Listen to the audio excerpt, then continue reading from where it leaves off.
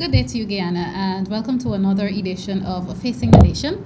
Thank you so very much for joining us. It's the first Friday in the month of September, and we're happy to be back here with you.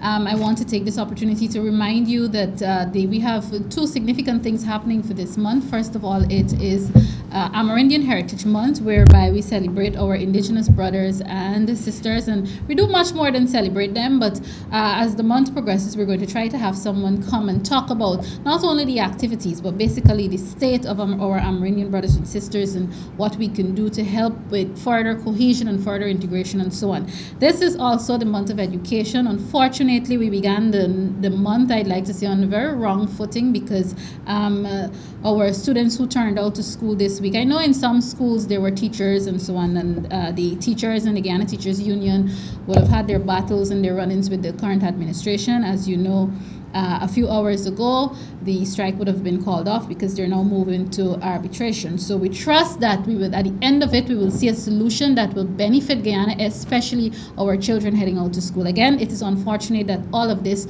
was taking place at the beginning of Education Month. But as the month progresses, we're going to get someone from the Ministry of Education, to come and talk to you about the state of education in Guyana and as it relates to our little ones. Today, once again, we're dealing with the business of the People's National Congress reform. Not only that, but we're starting off on that footing. In the first half, we'll be talking to, I described him as a political veteran. On the second half, we'll also be talking to a youth person from the People's National Congress reform. The chairman of the Guyana Youth and Student Movement will be here on the second half of our program. So let me introduce, of course, not for the first time on this program because he's been here before. It is my pleasure to welcome back Mr. Aubrey Norton, no stranger to me, this program, or to Guyana. Welcome back to Facing the Nation, sir. Well, thanks for having me. All right, great. We chose to talk with Mr. Norton for a number of reasons. There's so many things happening, and I like to think he doesn't only speak on one issue or one area in our society. But I'd first like to start off on a positive note, whereby, and this is not new for him, but you know, we would want to talk to him about it. He has recently returned to some extent to the executive committee of the People's National Congress Reform, an elected member. I'd like to congratulate you on that. And I want to jump right into it. At this time, and I'm asking you this because we're still hearing rumblings out there that, especially in terms of the political giants, whether it be the PNCR or the PPP, we're still hearing rumblings that these parties are not giving young people opportunities to be at the top, so to speak. And I want to ask you, as an executive member now, how can you contribute, and how can you contribute to making the youths a bigger part of playing a major role, especially in terms of being trained to eventually take leadership positions? Well, I think there are a number of things that need to be done to ensure that the youth plays the role the youth played. Mm-hmm. I'll go back to our own history. Okay. Many of us who emerged politically, the likes of me, Vincent Alexander, emerged out of a system with a structure. And particularly, Burnham had created a youth arm of the People's National Congress, which was first the PNCR, and then it became the YSM, and it's now the GYSM. Mm-hmm. And I think the production of youth leaders with experience is hinged on the revitalizing and strengthening of the youth arm. Once that youth arm is revitalized and strengthened, then you do the relevant education and training that will allow young people to have a theoretical understanding of politics while at the same time being practically involved.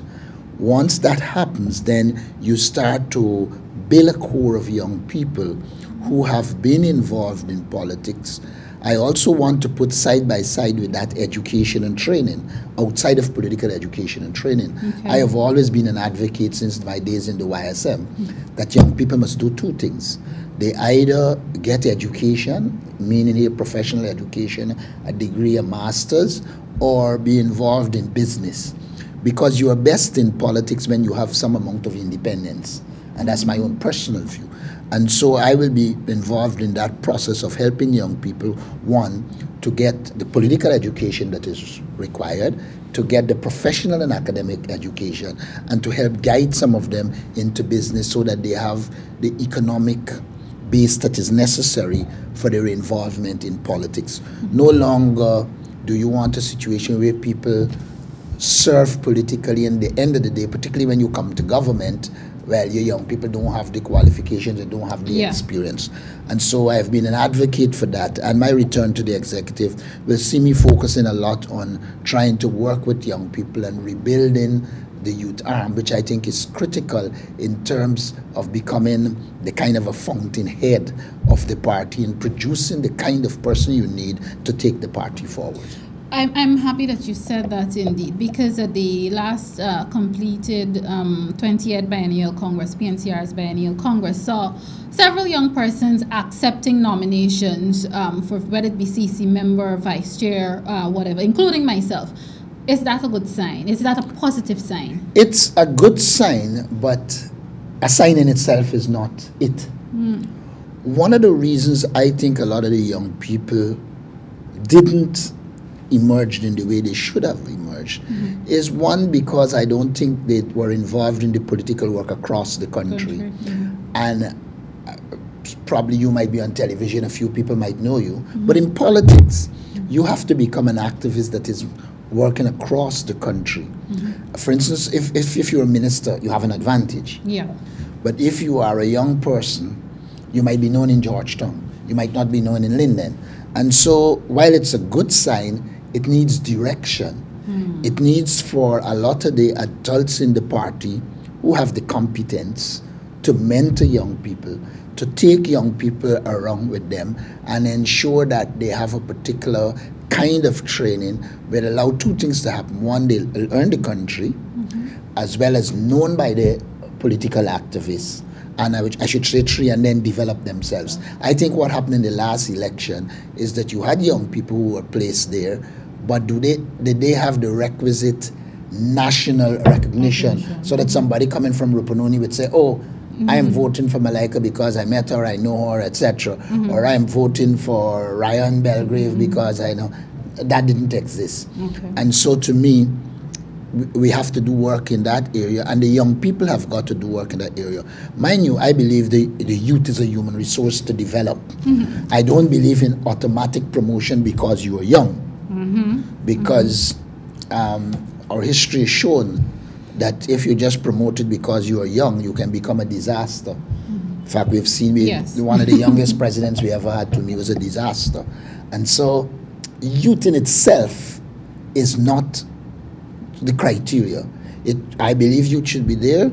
I've had exposure as a young person, but it must go with ability, skills, and a certain mindset that will allow you to be a leader. Okay.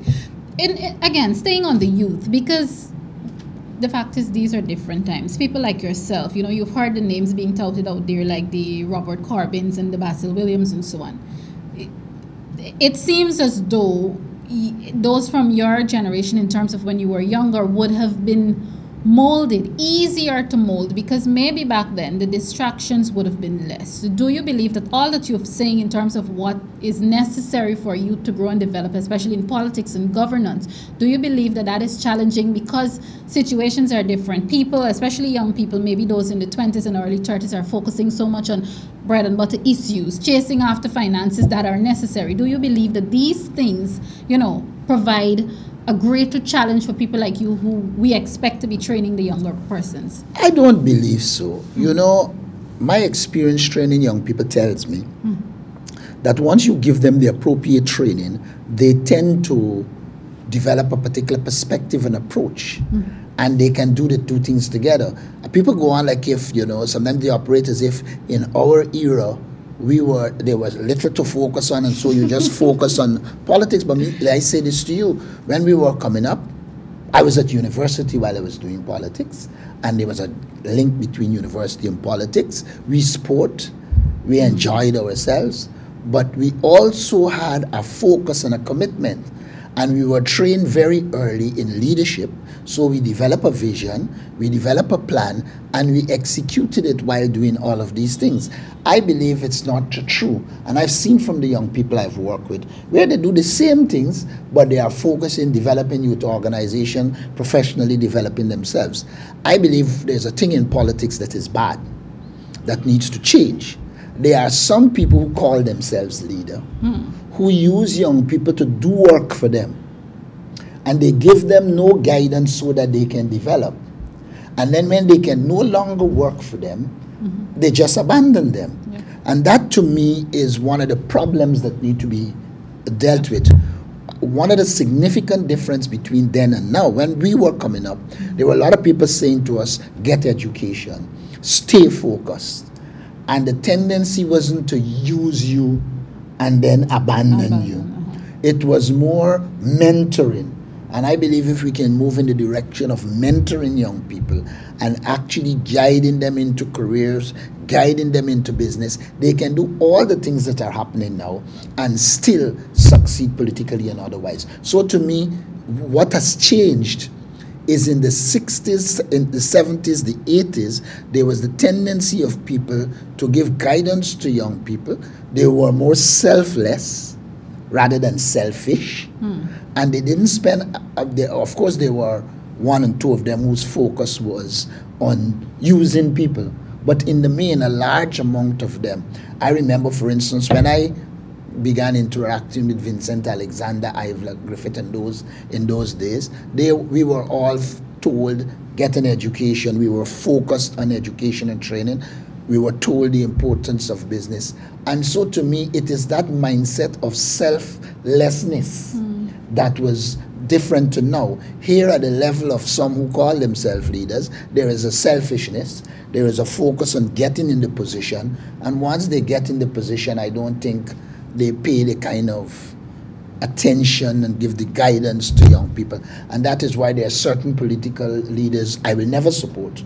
I have always supported leaders who I believe have an interest in people, are going to mentor them, guide them, and ensure that while they progress, the people that are following them progress. For me, a leader is useful when he or she is creating more leaders rather than just followers. Do we have enough of those left? Because you did rightfully point out that there are some who are, at present, whether inside our party or in the other parties, but who are indeed just, selfish and after their own gains. Do we have enough who will talk like you and act like you in terms of that? I can't say if we have enough. What I can say is that one of the tragedies of, I believe that the People's National Congress has been adversely affected by 23 years in opposition. And in those 23 years, a lot of the people who were of the mindset that I'm talking about went out. And some new people came in who, in my opinion, didn't have the grounding we had in the political ideology, history, and context of the party. So many of them arrived in positions, and they haven't arrived there from the dint of hard work and working with people through the ranks. And so they kind of parachute in, and as they parachute in, they didn't have the grounding to help people to emerge in the way that it happened in the 70s and 80s, particularly under Burnham and people like Dr. Reed. Okay. All right. Viewers, if you're now tuning in, today my discussion is with Mr. Aubrey Norton. Again, no stranger to any of us. And we're basically talking about the PNC, the state of politics in our country, and so many other things.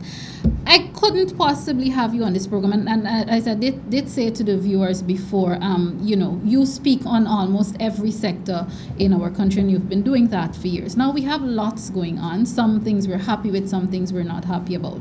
One of the things, and the reason I'm jumping on this first is that the viewers, I should let you know that you gave me a good idea when we spoke via telephone in terms of the Venezuelan. We have an ongoing territorial issue.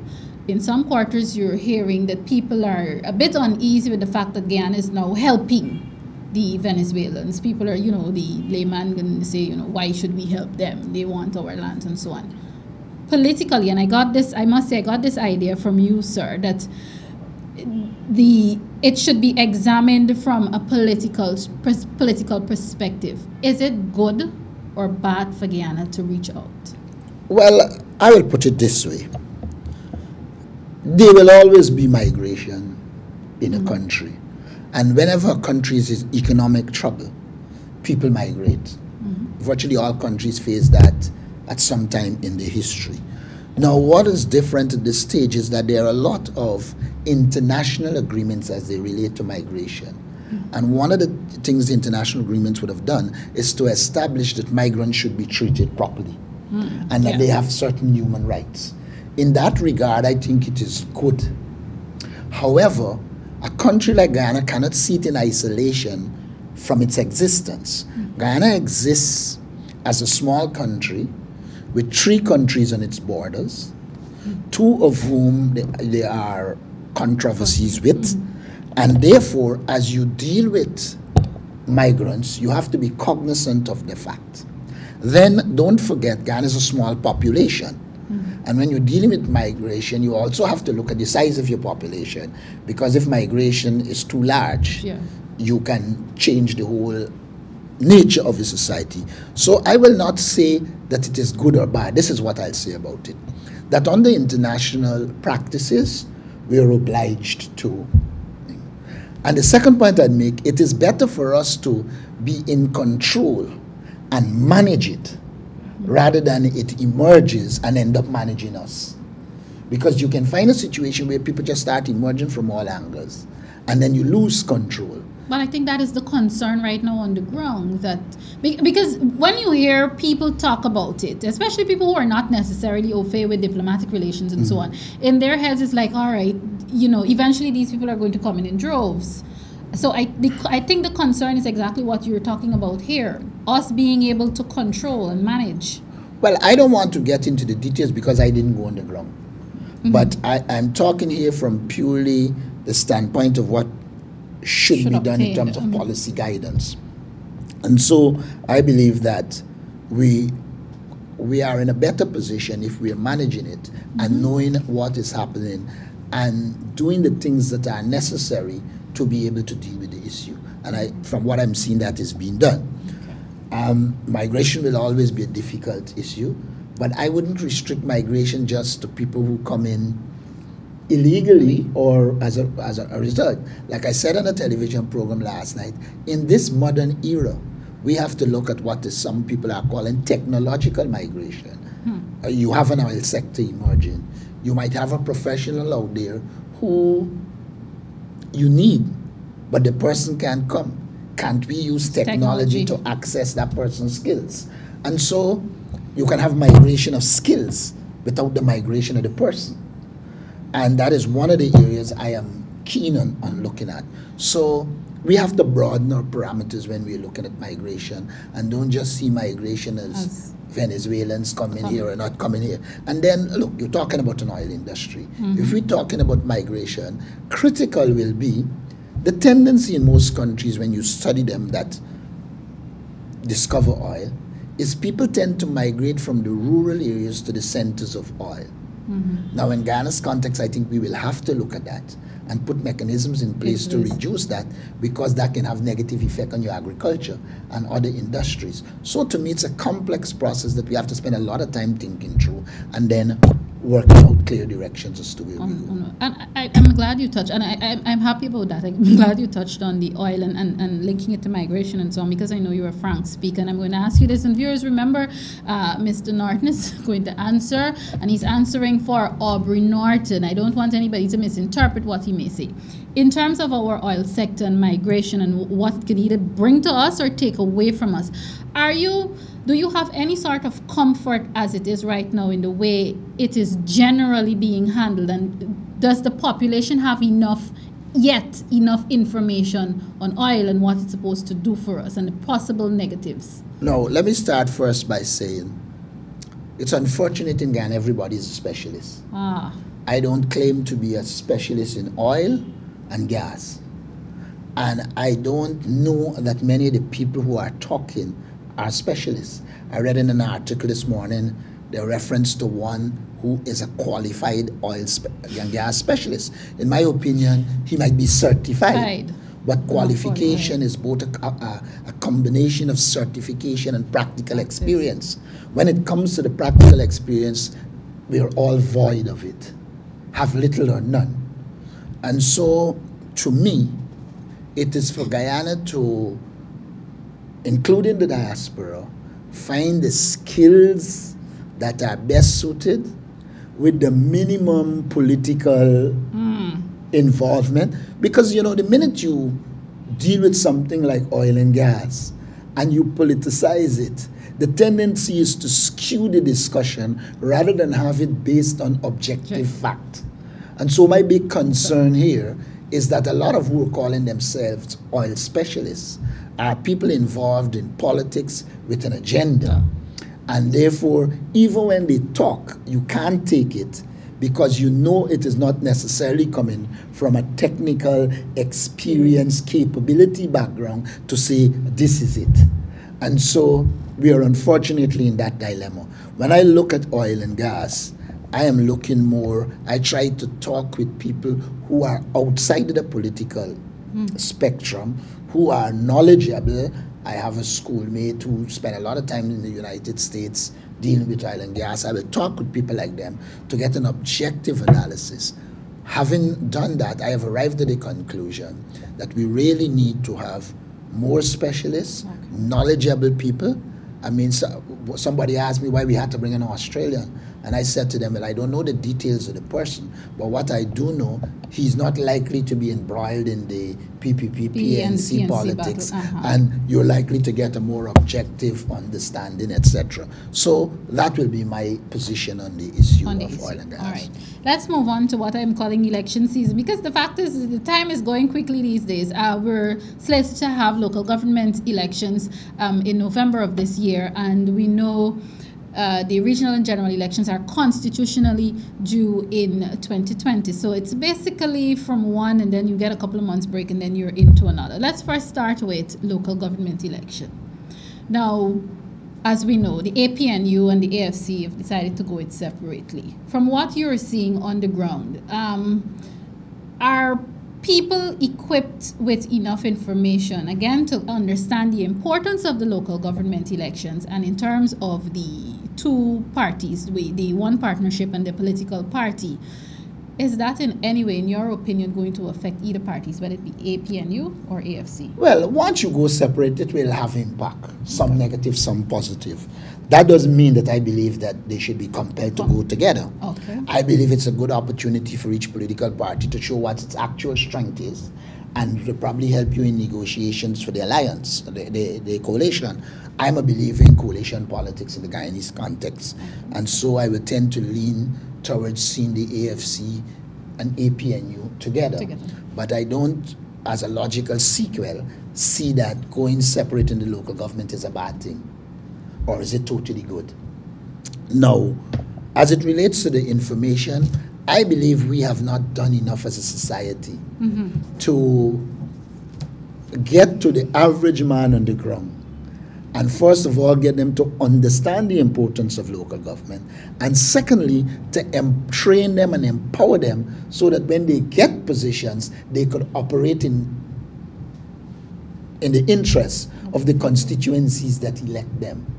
And so to me, the idea of a local government system is a good idea. But there is much political work that needs to be done at the level of the political parties and at the level of the ministry to really sensitize and energize people so that they become active participants in the process and local government begins to impact on the wider political polity. So that is what I'll say. As it relates to the national election. Even before you go on to that, yes, I would want to hear your take on that. And this question may be linked to that. Are you one of those persons who believe that the results of the local government election could be a preview of what we can expect in terms of results for regional and general elections? It cannot be. First of all, in the national elections, when Georgetown votes, it's 100-something thousand people. And so you would be seen as winning votes. When Georgetown votes in the local government, you'll be seen as winning one council. So let's assume the APNU wins Linden, New Amsterdam, Georgetown. Just take three. And the PPP win three others. They would say it's equal 3-3. But when you translate that into a national election, where Georgetown is 100-something thousand people, Linden is probably another 18,000. New Amsterdam, probably another 15. I can't remember the figures offhand. You're talking about 100-something thousand. And you could have 30, a party with 30 NDCs, and it will meet that figure. So you can't extrapolate from local government to national. However, I would say, even though you can't do that extrapolation, it gives you some kind of a gauge as to people's thinking and where you're likely to go. But you cannot say, because one political party win 30 NDCs and the other one win 10, that's an indication of what will happen. That will be absolute stupidity. Okay. Because you can be comparing a cow with a donkey. Okay. Local government elections are structured different to national elections. All right. Maybe that should be, we should probably go on a campaign to be, because this is a sentiment out there. People are like, 2 years ago, we know what happened in local government elections, and if it happens again, and they're already preaching doom and gloom. So, we probably need to do more about that out there. But you wanted to make a point on national elections before I interrupted. You see, a lot of people are talking, look, I think the PPP propaganda machine is doing a good job. Okay. But when the election time comes, you also have the other political party. Because I believe enough has been done. Oh. And when properly structured and campaigned for, it will be obvious. I don't believe any sane person of any ethnic group will suggest that a lot hasn't been done in terms of increasing security of people, less armed robberies, etc. I don't believe anybody can argue under the PPP, people could have killed persons with impunity and not likely to come to trial. Yes. We have increased the capacity of the police force, and I don't think anyone would want to kill somebody and believe they could run to a minister or etc. and solve it. So people will see that the security issues have been there. If you're in Georgetown and we start to talk about flooding, or in this country, people, I'm just saying to you, there are a lot of issues when you start to campaign on it. Not to mention, it is easy now for Jagdeo to go and be making a set of noise and talking like if he's a principled person. But when the election campaign comes, it will be established what a dictator he was, and that they spend more time thieving than governing. And so a political election time, a new atmosphere emerges. Because at that time, you're going to be, look at Manny Chan talking about teachers. Teachers, yes. She has the temerity and audacity. She's suddenly, who once said that if they can't live with the pay, then they should quit. Yes. You see, so in this season here, it's open season where people talk and there's little or no response. But when it comes to election, I haven't touched the indigenous question yet, where I think the government has done a lot. Okay. I think there is also more value for money in a lot of the projects. They are not the best. You can take time to change this corrupt structure that the PPP left in place. But I believe that enough has been done to ensure that the government will be re-elected. And that as the statistics come out, employment has been created. I don't think you have solved the employment problem. You wouldn't in the short term. But I think also people feel safer in the society. They feel that there is more rule by law than the days when Jagdeo believed he was Lord and God, and if a boy push his finger up in the air, he end up in prison. So there are a lot of issues. It's just when the time comes for you to package it and sell it. All right. Well. I should mention lastly. Go ahead. When it comes to wage increases, this government has done far better than the PPP throughout its lifetime. And so I think, look, the PPP has the advantage of distributing newspaper license, television station, so they have a PR. They have the, PR advantage. But it will become a different thing when it's an election campaign. Great. Thank you so very much, and well said, sir. Viewers, what we're going to do, for those of you who are now joining, you missed, as usual, a very informative conversation. I would have been chatting with Mr. Aubrey Norton again.